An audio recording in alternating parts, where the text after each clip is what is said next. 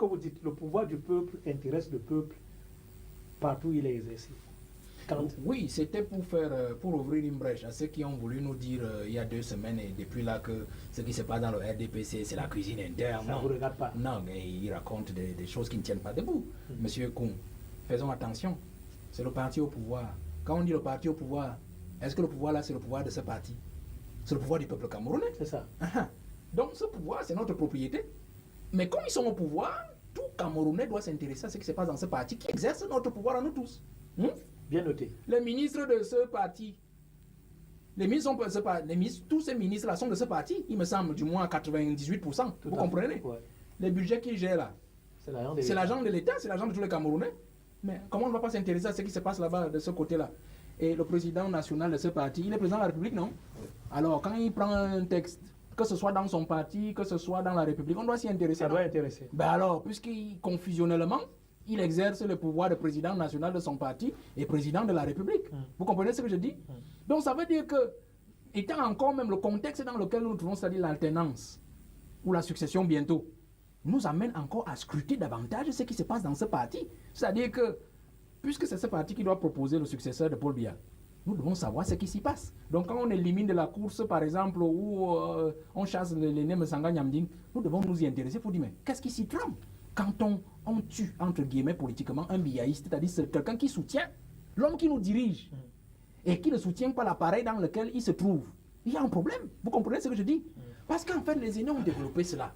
Quand ils vous disent que ne vous intéressez pas à ce qui se passe dans le parti, c'est pour vous dire quoi? C'est ce qu'ils ont fait. Autre logique du complot. Ils ont coupé le président du peuple. C'était ça la grande logique depuis 2004. C'est-à-dire qu'ils ont fait une différence entre le président et le reste du peuple. Au milieu, là, c'est eux qui parlent au nom du président.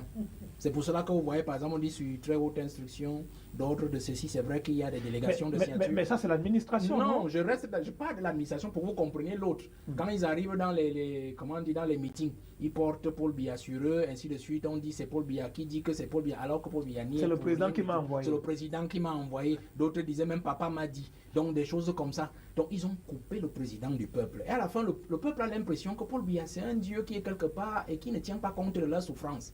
Et il devrait plutôt s'appuyer sur ses anges, qui sont les ministres. En fait, ces ministres-là, justement, ça fait leur affaire. Parce qu'en fait, une fois que le peuple s'appuie sur les ministres, il est très facile d'évincer Paul Biya. Parce qu'en fait, Paul Biya se retrouve isolé. C'est là où donc Jouvence vient entre en jeu. C'est-à-dire que Paul Biya s'est donc retrouvé isolé dans son propre jeu.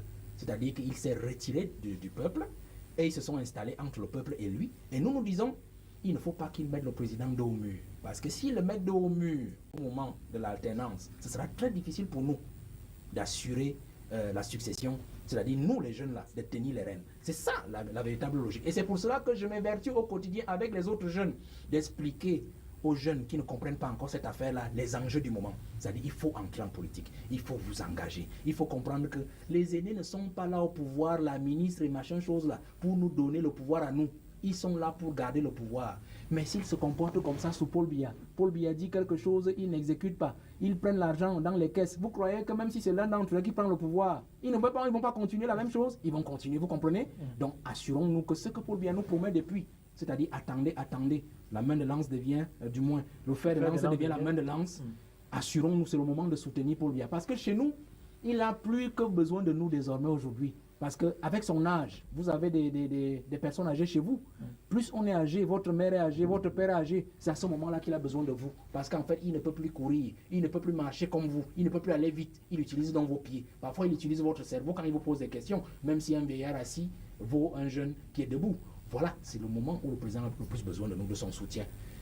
Si démission il y a, nous devons nous mobiliser pour que, effectivement, l'alternance, du moins la succession qu'il aura organisée, que nous soyons sûrs que c'est un jeune.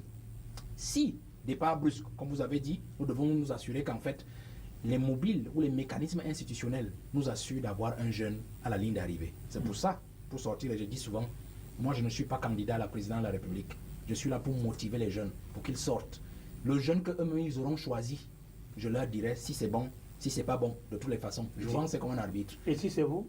Non, je dis, non, je ne suis pas candidat. Mais si c'est mon frère, il n'y aura pas parce que sur la scène politique actuellement, le jeune, après moi, il y a aussi Cabral qui est là. C'est-à-dire que c'est lui qui est le plus avancé, comme je le dis souvent. Moi, je tape sur lui régulièrement. Je tape sur lui parce que je dis toujours que il vaut mieux que ce soit moi qui lui porte critique, que ce soit quelqu'un d'autre. Parce que quand ça vient des gens des bouches qui ne sont pas appropriées, ça fait plus mal. Mais moi, je suis son frère, je sais où il doit aller, il doit tenir la dragée haute. S'il est celui qui sera le plus amène ou le plus proche de la ligne d'arrivée, on va l'appuyer parce qu'en fait, il est jeune, vous comprenez? S'il y a un autre jeune qui sort du buisson et qu'on sent qu'en fait, il tient aussi, on va aussi l'appuyer. Notre logique, c'est qu'un jeune prenne le pouvoir. Un jeune qui connaît le prix du pain. Un jeune qui a souffert. Monsieur Koum. Un jeune qui connaît le prix du carburant. Monsieur Koum. Un jeune qui connaît le prix de la tomate au marché. Nous ne devons plus être gouvernés par des gens qui ne connaissent pas la réalité du pays, la réalité de la souffrance de nos parents.